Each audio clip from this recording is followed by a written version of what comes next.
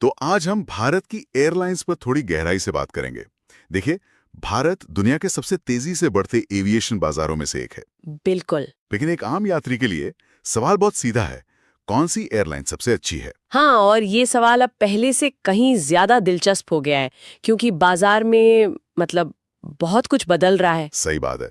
तो चलिए सबसे पहले बाजार के सबसे बड़े खिलाड़ी की बात करते हैं, इंडिगो। इंडिगो, हाँ। इनकी बाजार में लगभग 60% की हिस्सेदारी है, जो कि कमाल की बात है। हम सब जानते हैं कि वो समय पर पहुंचने के लिए मशहूर हैं, पर इसके पीछे का राज क्या है? देखिए, इंडिगो की सफलता का राज उनके ऑपरेशनल मॉडल में है। वो क्या कहते हैं, एक ही तरह के विमान इस्तेमाल करते हैं। एयरबस A320 फैमिली वाले। हाँ, बिल्कुल। इससे maintenance, spare parts, crew training, सब कुछ बहुत आसान और एक तरह से सस्ता हो जाता है। अच्छा। और उनका जो नेटवर्क है वो पॉइंट टू पॉइंट है, मतलब विमान एक शहर से दूसरे शहर जाकर तुरंत वापस आता है। वो जमीन पर कम और हवा में ज्यादा समय बिताता है। और ये एक लो कॉस्ट कैरियर है? इसका सिर्फ सस्ता टिकट तो नहीं होता होगा? नहीं, इसका असली मतलब है अनबंडलिंग। अनबंडलिंग। हाँ, आपका जो बेस फेयर है वो सिर्फ आपको एक जगह से दूसरी जगह ले जाने का है। खाना, बैगेज, अपनी पसंद की सीट, इन सब के लिए अलग से पैसे देने पड़ते हैं? एकदम।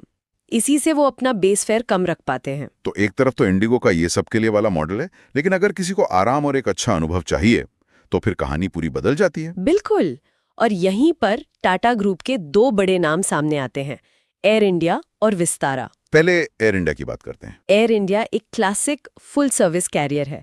मतलब आपके टिकट में ही खाना, बैगेज, ये सब शामिल होता है। और टाटा के आने के बाद उनका पूरा फोकस अब उनके इंटरनेशनल नेटवर्क पर है ना? हाँ, वो उनकी सबसे बड़ी ताकत है, खासकर यूरोप और नॉर्थ अमेरिका के लिए सीधी उड़ानें। और फिर ग्रुप में विस्तारा भी है, जिसने भारत में प्रीमियम सर्विस की परिभाषा ही बदल दी। सही बात है।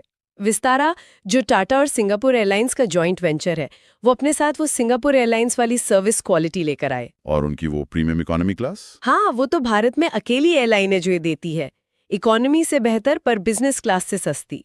लेकिन अब सबसे बड़ी खबर तो ये है कि विस्तारा का एयर इंडिया में विलय हो रहा है। यात्रियों के लिए इसका क्या मतलब है? यही तो $1 मिलियन सवाल है। क्या विस्तारा वाली सर्विस एयर इंडिया के इतने बड़े नेटवर्क पर मिल पाएगी? चुनौती यही होगी कि दो अलग अलग वर्क कल्चर और सर्विस स्टैंडर्ड को कैसे मिलाया जाए। अगर टाटा ये सही से कर पाया तो वो एक ऐसी ग्लोबल इंडियन एयरलाइन बना सकते हैं जो दुनिया की बेस्ट एयरलाइंस को टक्कर दे। लेकिन इसमें जोखिम भी तो है। डर तो यही है कि कहीं विलय के बाद विस्तारा का अनुभव भी एयर इंडिया जैसा ना हो जाए। ये देखना बहुत दिलचस्प होगा। वैसे इसी बीच एक और एयरलाइन ने काफी हलचल मचाई है, अकासा एयर। हाँ, एक ऐसे बाजार में